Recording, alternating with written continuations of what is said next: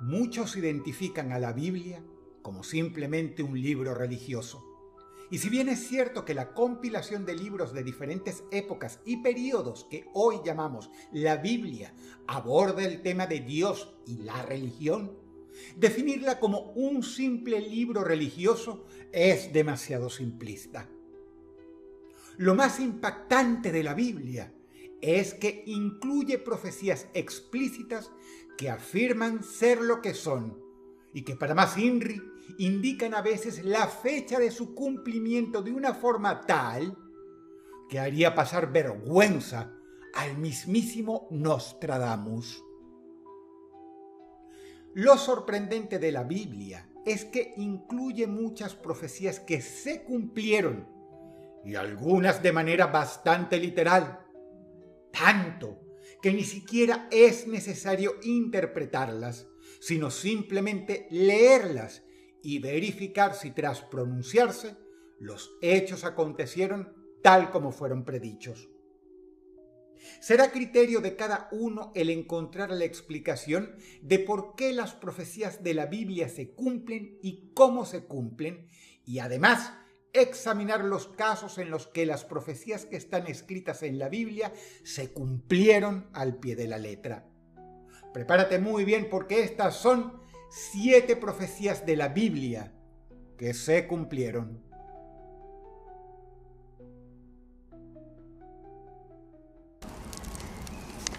Número 7.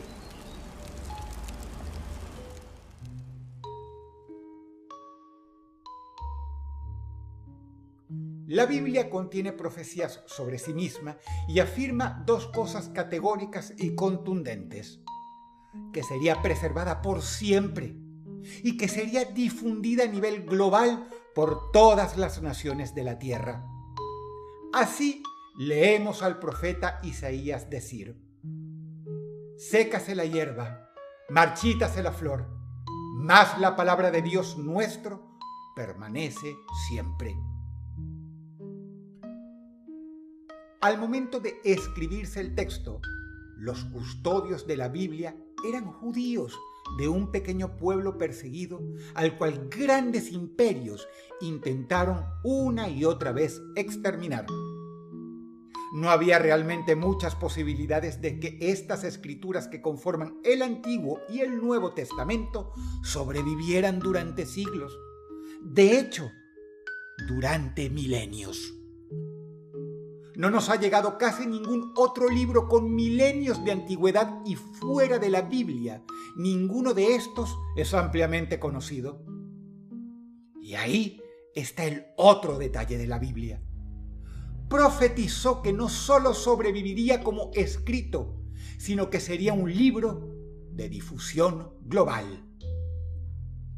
La tierra será llena del conocimiento de Yahvé, como las aguas cubren el mar. Hubo períodos de la historia en que, de la Biblia, solo quedaban muy pocos ejemplares que estuvieron cerca de ser destruidos. ¿Qué posibilidades había de que en el futuro dichas escrituras se difundieran por todo el planeta hasta ser lo que es hoy? ¿Acaso no se cumplió esta profecía? Considera esto: la Biblia es el libro más traducido, más vendido y más difundido de toda la historia humana. Nació cuando tu país ni siquiera existía. Número 7.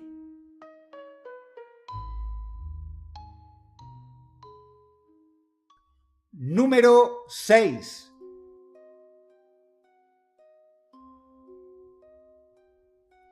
Dos libros clave del Antiguo Testamento predijeron claramente la destrucción total de Babilonia, uno de los imperios más grandes conocidos por la humanidad.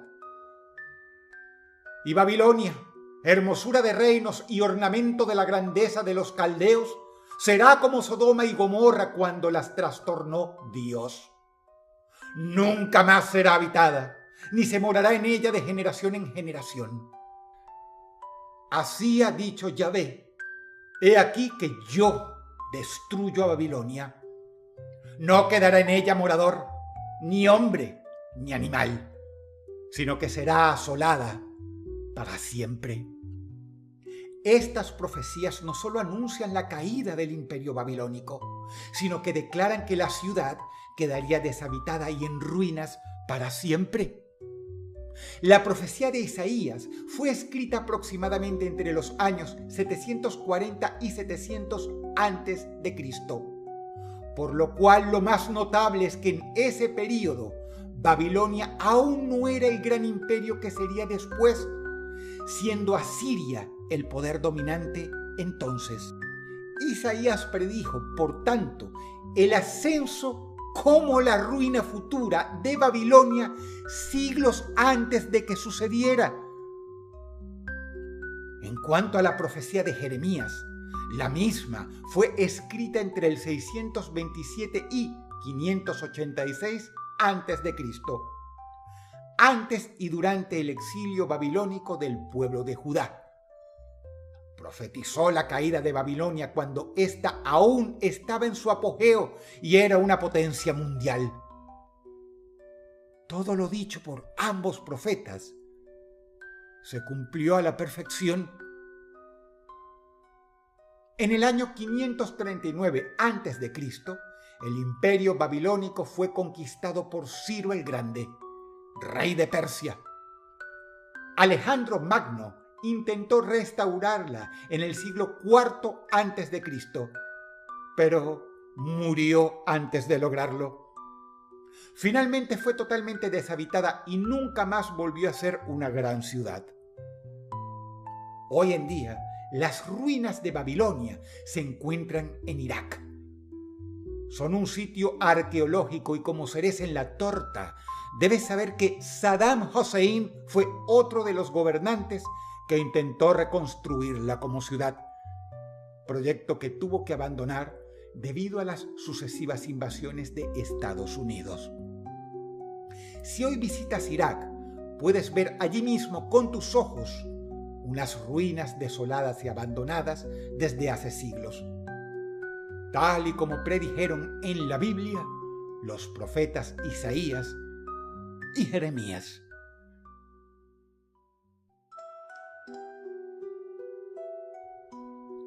Número 5. Ya que mencionamos a Ciro en la profecía anterior, lo que mora en este lugar es algo así como una secuela, aunque mucho más impresionante. Y es que las acciones de Ciro e incluso su nombre fueron predichos en la Biblia más de 100 años antes de que Ciro naciera. Y al respecto debes tener en cuenta que no hablamos aquí de una creencia entre comillas. En absoluto. El hecho de que el profeta Isaías mencionó a Ciro y lo que haría más de 100 años antes de que Ciro naciera es un hecho histórico confirmado por la arqueología, por lo cual es una profecía confirmada históricamente como real.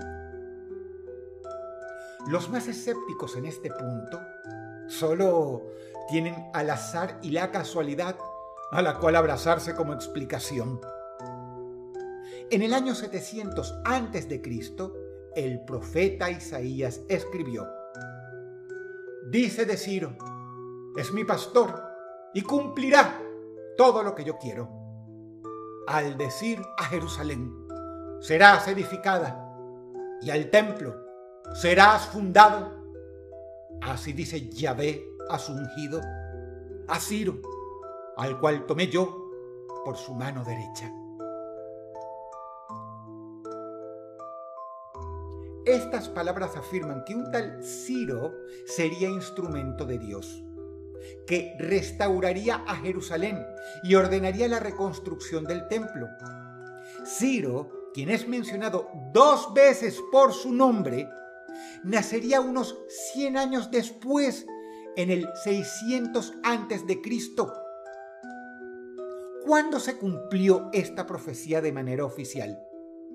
Específicamente en el año 539 a.C., cuando Ciro el Grande, rey de Persia, conquistó a Babilonia emitiendo un año después un decreto permitiendo a los judíos exiliados regresar a Jerusalén y reconstruir el templo.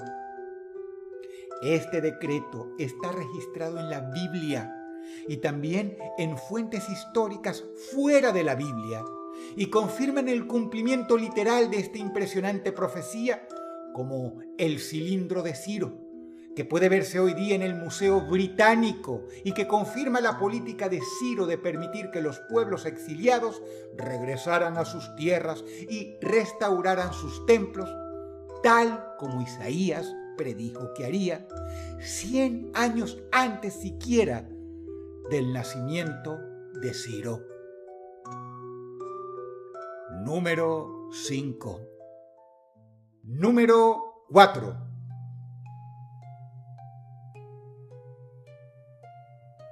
Alejandro Magno fue uno de los conquistadores más célebres de la historia, y el profeta Daniel, en la Biblia, predijo algunas cosas sobre él y su imperio que sorprenden por el nivel de detalle. Mientras yo consideraba esto, he aquí un macho cabrío venía del occidente sobre la faz de toda la tierra. Y aquel macho cabrío tenía un cuerno notable entre sus ojos. Y el macho cabrío es el rey de Grecia. Y el cuerno grande que tenía entre sus ojos es el primer rey. Y el macho cabrío se engrandeció sobremanera, pero estando en su mayor fuerza, aquel gran cuerno fue quebrado, y en su lugar salieron otros 4 cuernos notables hacia los 4 vientos del cielo. El macho cabrío representa al imperio griego. El cuerno grande simboliza a Alejandro Magno, el primer y gran rey. Cuando el cuerno se rompe, representa la muerte prematura de Alejandro. Todo esto fue escrito entre los años 605 y 530 a.C. y se cumpliría al detalle más de 2 siglos después. Alejandro Magno conquistó el imperio persa rápidamente entre el 334 y 330 a.C., pero murió repentinamente en el 323 a.C. Según el profeta Daniel, aquel cuerno grande que se rompería sería dividido en 4 cuernos más pequeños. Los 4 cuernos que lo reemplazan representan la división del imperio entre sus generales, que casualmente los generales de Alejandro Magno eran 4 cuernos. La profecía es tan exacta que algunos escépticos afirman que fue escrita luego de cumplirse. Pero esto no es verdad. La profecía no solo se cumplió, sino que el mismísimo Alejandro Magno llegó a conocerla. Según el historiador Flavio Josefo, quien es una fuente aceptada como muy fidedigna por todos los historiadores modernos, cuando Alejandro marchaba hacia Jerusalén, los judíos temían ser castigados por apoyar a Persia. Sin embargo, el sumo sacerdote Jaduá salió a recibir a Alejandro y le mostró él mismo las profecías del libro de Daniel sobre su reinado. Alejandro no solo tuvo el tino de escucharlo, sino que por consecuencia quedó impresionado. Por ello, perdonó a Jerusalén. Ofreció sacrificios en el templo, intentando apaciguar al Dios de los judíos al saber que moriría joven, y otorgó privilegios a los judíos, lo cual no solo es narrado por Josefo, sino que coincide con lo que otras fuentes históricas afirman sobre Alejandro Magno. Número 4. Número 3. Una de las profecías más sorprendentes del Antiguo Testamento tiene que ver con la fecha en que aparecería el Mesías, el Salvador de los judíos en Israel.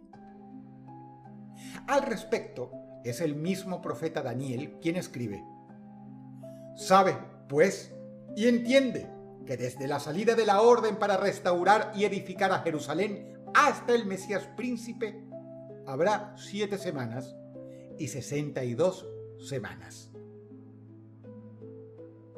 No es difícil interpretar esta profecía, ya que la misma Biblia aclara a los lectores que en las profecías cada día equivale a un año.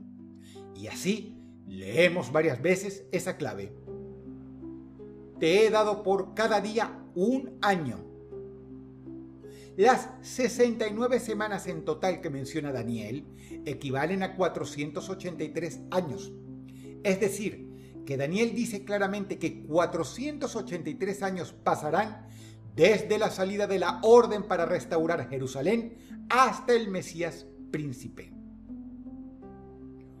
¿Cuándo empieza la cuenta?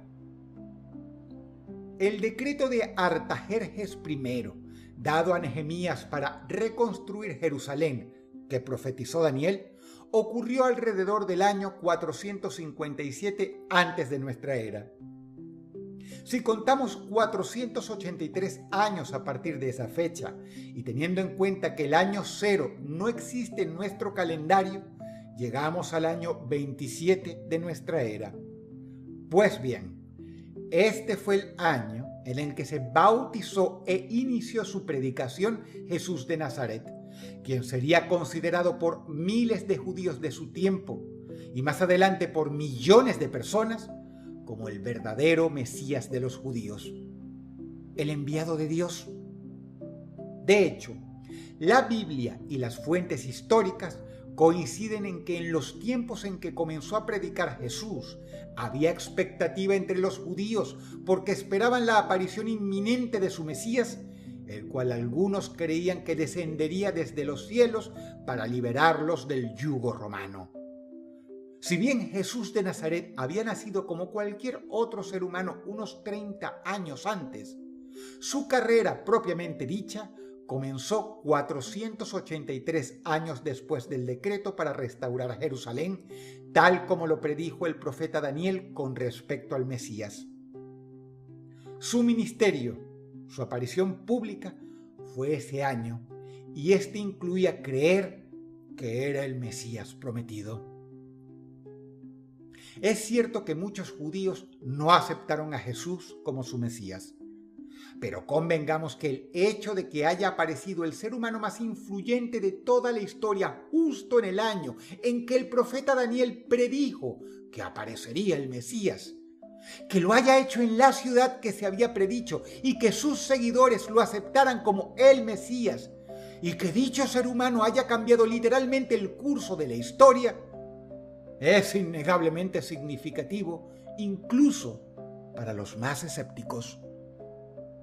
Una de las profecías más espectaculares de la Biblia. Número 3. Número 2.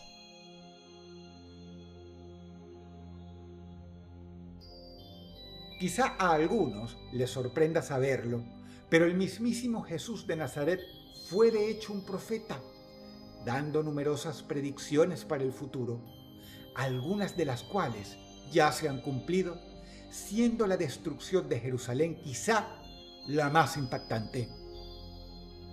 Porque no solo fue una profecía desconexa, fue una profecía práctica, la cual dio para que quienes la creyeran siguieran ciertas instrucciones y salvaron sus vidas, todo lo cual sucedió y quedó registrado históricamente. Una de las cosas que predijo Jesús fue la destrucción del templo de Jerusalén y de hecho la dispersión del pueblo judío fuera de su tierra por todo el mundo. Pero fue mucho más explícito que ningún otro profeta en los detalles e instrucciones a seguir cuando esto fuera a ocurrir. Por tanto, cuando veáis en el lugar santo la abominación desoladora de que habló el profeta Daniel, entonces los que estén en Judea huyan a los montes. Y también dijo: pero cuando veáis a Jerusalén rodeada de ejércitos, sabed entonces que su destrucción ha llegado. Entonces los que estén en Judea huyan a los montes, y los que estén dentro de la ciudad salgan. Jesús advirtió que cuando vieran la ciudad rodeada de ejércitos, debían huir inmediatamente. No debían buscar refugio dentro de la ciudad o el templo, como era costumbre, sino que tenían que huir explícitamente a las montañas, porque Jerusalén toda sería devastada. Décadas después de la muerte de Jesús de Nazaret, los judíos se rebelaron contra Roma en el año 66 después de Cristo, en la llamada Gran Revuelta Judía, un hecho histórico, y por ello la ciudad fue rodeada por los ejércitos romanos.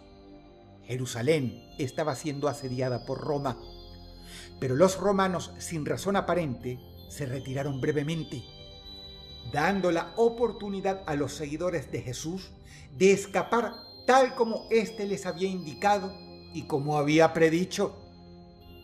Pero la mayoría ignoró las instrucciones de aquel impopular profeta judío que había sido ejecutado en la cruz hacía ya más de 3 décadas atrás.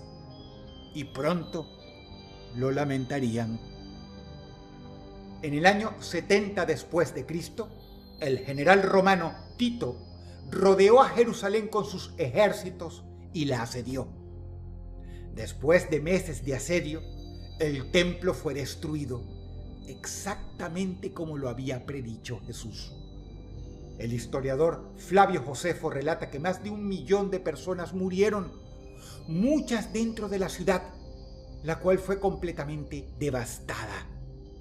De hecho, el templo fue quemado y derribado piedra por piedra, en contra de las órdenes iniciales de Tito, cumpliendo las palabras de Jesús. Por otra parte, Eusebio de Cesarea, historiador del siglo IV, en su Historia Eclesiástica, libro 3, capítulo 5, dice que los cristianos de Jerusalén recordaron la advertencia de Jesús y cuando vieron que se acercaba la amenaza, huyeron a una ciudad llamada Pela, en la región de Decápolis, al este de Jordán. ¿Quieres un detalle más famoso? Los mismísimos rollos del Mar Muerto, los manuscritos más antiguos y famosos de la Biblia, encontrados en una cueva en una montaña, pertenecían a un grupo de judíos llamados los ebionitas, que creyeron a Jesús y por eso huyeron de Jerusalén a ocultarse en las cuevas, donde se encontraron posteriormente los rollos que ellos dejaron. Esto es historia. Número 2. Número 1. Lo que trepa hasta el primer puesto no es solo otra profecía del mismísimo Jesús de Nazaret, considerado profeta tanto por cristianos como por musulmanes, sino que es una profecía de cumplimiento reciente, relacionada con la profecía del escaño anterior sobre la destrucción de Jerusalén. Jesús predijo que los judíos serían llevados a la diáspora, esparcidos por todas las naciones y ya no tendrían un país propio durante mucho tiempo, un período al que se refirió como los tiempos de los gentiles, es decir, los no judíos. Pero también fue claro al decir que al terminarse estos tiempos de los gentiles, los judíos no solo volverían a su tierra, sino que Jerusalén volvería a estar en manos del pueblo judío. Y caerán a filo de espada, y serán llevados cautivos a todas las naciones, y Jerusalén será hollada por los gentiles, hasta que los tiempos de los gentiles se cumplan. Todos sabemos que esto sucedió exactamente así. Tras ser destruida por los romanos, Jerusalén quedó bajo control de una sucesión de naciones no judías, y los judíos fueron deportados a todo el mundo, y esa es la razón por la que hay colectividades judías en todos los países, las cuales los judíos llaman la diáspora. Pero los judíos, según Jesús, volverían a tomar el control de la ciudad de Jerusalén, y volverían a su tierra cuando terminaran los tiempos de los gentiles. ¿Cuándo se terminarían estos tiempos? La fecha no es explícita. Sin embargo, el profeta Daniel, quien predijo ni más ni menos que la destrucción de Jerusalén, también dio la fecha de su restauración en una profecía que recibió en el año 334 antes de la era común. Entonces oí a un santo que hablaba, y otro de los santos preguntó a aquel que hablaba: ¿hasta cuándo durará la visión del continuo sacrificio y la prevaricación asoladora entregando el santuario y el ejército para ser pisoteados? Y él dijo: hasta 2300 tardes y mañanas. Luego el santuario será purificado. Así que, según Daniel, desde el momento en que recibió su profecía en el año 334 antes de nuestra era, hasta el momento en que Jerusalén fuera purificada luego de siglos de ser pisoteada, pasarían 2300 años, pues cada día profético, como vimos antes, equivale a un año. Si contamos 2300 años desde que Daniel recibió este mensaje, llegamos al año 1967 de nuestra era, pues nuevamente debemos recordar que no existe un año cero cronológico. Durante este año 1967, en pleno siglo XX, aconteció la Guerra de los 6 días y fue este el año en que los judíos recuperaron el control de la ciudad de Jerusalén luego de siglos de haber estado pisoteada por naciones no judías. Es curioso de notar que incluso luego del nacimiento del Estado de Israel en 1948, los judíos no tenían el control de su capital, Jerusalén. De hecho, la profecía de Daniel es tan simple de entender que antes de 1967, varios teólogos habían anticipado su cumplimiento. Por ejemplo, el teólogo unitario Alba G. Huffer, cuyo libro Systematic Theology fue impreso en 1960 y puede ser leído hoy día, afirmaba que pese al nacimiento del Estado de Israel, los tiempos de los gentiles no se habían terminado en ese entonces y que eventualmente el Estado de Israel tomaría el control de Jerusalén en el año 1967, lo cual sucedió ese año durante la sorprendente guerra histórica de los 6 días. Es decir, no estamos ante un caso de acomodar los datos para que coincidan posteriormente. No. De hecho, varios teólogos basados en lo que dijo Daniel habían calculado que en 1967 sucedería lo que de hecho sucedió, y sus libros impresos antes de 1967 los tenemos disponibles en cualquier biblioteca. Una profecía que millones de personas que están vivas hoy día pueden atestiguar haber visto cumplirse con sus propios ojos, por lo cual no es necesario ninguna corroboración arqueológica, y por esta razón se queda con el puesto número 1. Si el video te gustó, apreciaría mucho que le dieras pulgar arriba y se lo recomendaras a una persona interesada como tú. Gracias. Enviamos un agradecimiento al reputado teólogo británico Sir Anthony Buzzard por su valiosa información para este video. Te ha hablado Dross y te deseo buenas noches.